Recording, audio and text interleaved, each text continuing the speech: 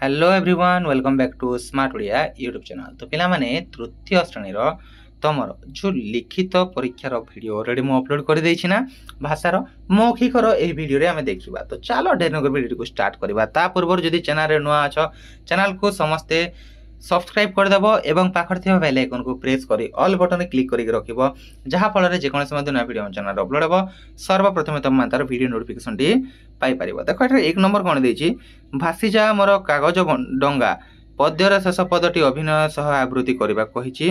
तापरे दुई नंबर देख पिला मन प्रश्न कोन अछि तुलसी दुई पत्ररु बासे प्रसंगर शेष अनुच्छेदटी तुमको पढिबा को कुहा जाइछि। बुझियला।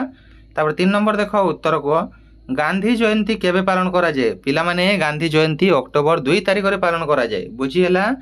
तापर सोमा को हासिना की परि को लघु आनिला पिला माने एवं देखा देखी परि आ गुटे शब्द कहि परिबो जे देखा देखी परि लेखा लेखी बा सुखा सुखी कहि परिबो।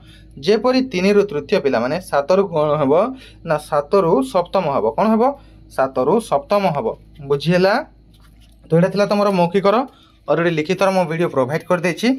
तो पिला माने देखा हेबो चौथा शीघ्र को नया वीडियो रे। सेबल पर्यंत चैनल को सब्सक्राइब करि रखो। Thank you for watching. See you in our next video.